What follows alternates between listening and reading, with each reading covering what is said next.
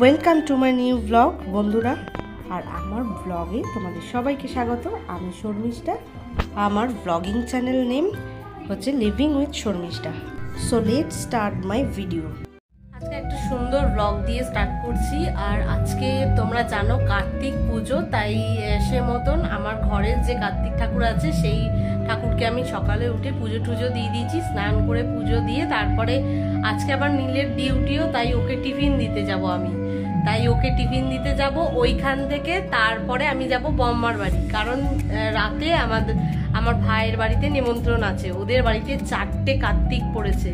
তো যাই হোক, ওখানে কাকিমা আর ভাই দুজনেই নিমন্ত্রণ করেছে আমাদের রাতে যাওয়ার জন্য।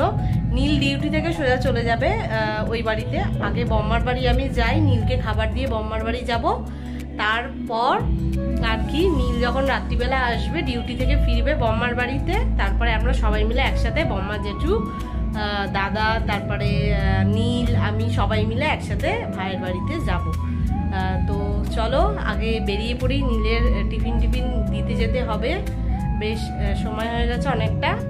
তো এই হলো, দেখতে পাচ্ছ আমার ঘরের ঠাকুরকে পুজো আমি দিয়ে দিয়েছি, সুন্দর করে মালা ঠালা পরিয়ে পুজো দিয়ে দিয়েছি। আর ওখানে একটা ছোট্ট ডেয়ারি মিল্ক এনেছি ঠাকুরের জন্য। তো এই সামনে সমস্ত ঠাকুরকেও আমি খেতে দিয়ে দিয়েছি।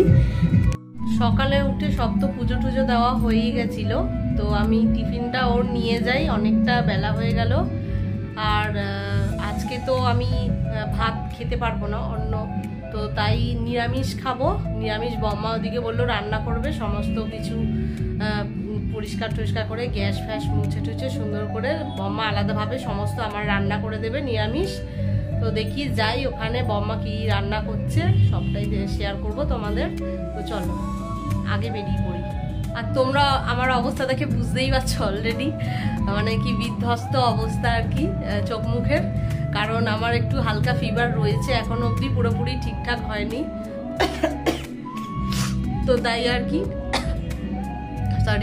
তো তাই বুঝতেই পারছো একটু আর কি শরীরটা উইক রয়েছে।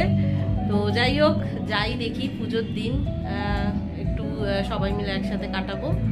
ঠিক আছে চলো, আবার দেখা হবে বম্মার বাড়ি গিয়ে। আগে নীলকে চটপট খাবারটা দিয়ে আসি। এখানে নীলের টিফিনটা আমি পরপর গুছিয়ে নিয়েছি, এরপর বেরিয়ে যাব। তো এদিকে আমি ওই টিফিন দিয়ে বম্মার বাড়ি চলে এসেছি। তো বম্মা দেখি এখানে সোনামুগ ডাল এনেছে, সোনামুগ ডাল দিয়ে আজকে বলল ডালিয়া করবে নিরামিষ, তাই সব সবজি দিয়ে আর সোনামুগ ডাল দিয়ে এখানে ডালিয়া করে দিয়েছে। তার সাথে এই অনেকগুলো বিভিন্ন ধরনের পাঁপড় ভেজে দিয়েছে। আর খাওয়া দাওয়ার পর এখানে দিয়েছে ফল কেটে, এখানে পেয়ারা কেটে দিয়েছে বম্মা। এদিকে সন্ধে হয়ে গেছে দেখতে দেখতে, তা বম্মা এদিকে আমাকে আবার শনপাপড়ি দিয়েছে, সেটাও খেয়ে নিচ্ছি। ভাইদের বাড়ি যাব, তাই নীল এখানে মিষ্টি এনেছে। তো এরপরে বেরাবো আমরা সবাই মিলে, দাদা আসলে একসাথে বেরাবো। চলো যাক ভালো, এমনি হাতে দিয়ে দাও প্রসাদ। হ্যাঁ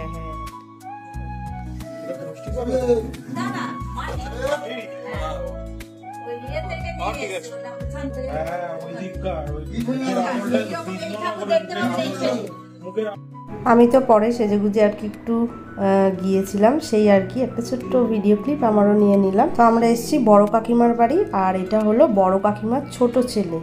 তো তার ঘরেই আর কি এই পুজোর আয়োজন। তো তার বাড়িতেই কার্তিক ফেলেছে, তো সেইটার জন্যই আমাদের ইনভিটেশন ছিল, তাই আমরা এসেছি।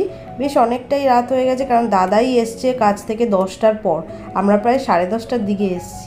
তো ঠাকুর দেখতে আসলাম ওপর দিকটায়, মানে ওপরে ওদের ঘরে এলাম। তা কাকিমা আবার জোর করে বসালো।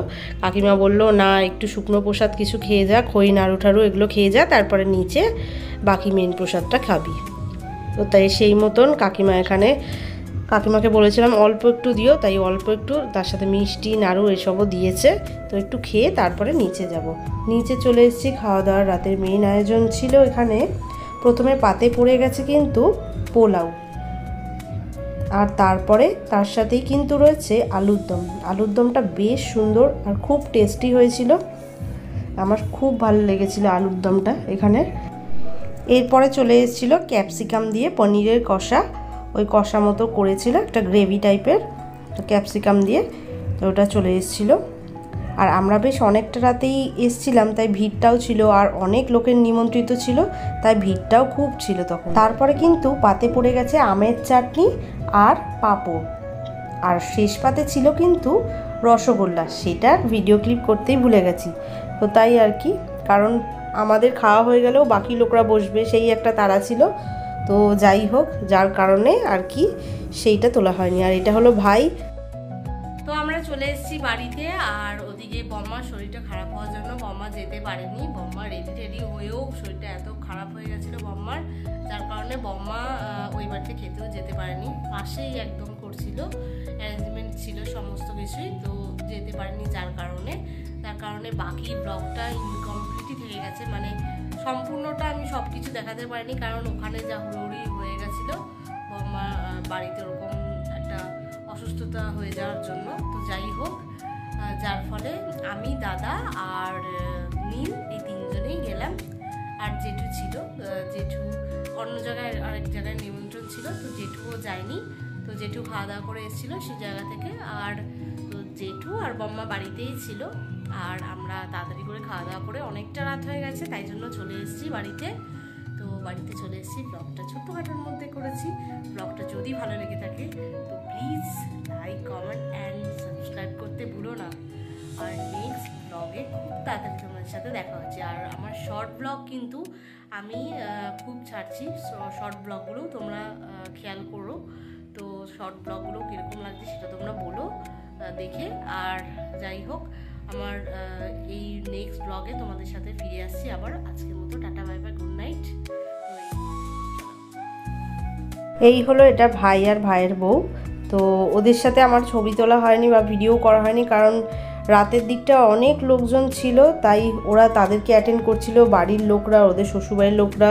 তো যার কারণে খুব একটা দেখা হলেও খুব একটা দাঁড়িয়ে যে ভিডিও ক্লিপ করব সেই সময়টাও ছিল না, যার কারণে ফটোগুলো তোমাদের সাথে শেয়ার করলাম এই ভিডিও শেষে। তো সত্যিকারের বাড়ির একটা পুজোতে ব্যস্ততা তো থাকি, আর তার সাথে এতগুলো লোকের নিমন্ত্রিত ছিল, এতগুলো লোক, দু জায়গায় খাওয়ার আয়োজন করা হয়েছিল। তো ভিডিওটা এতটাই রাখলাম তাহলে।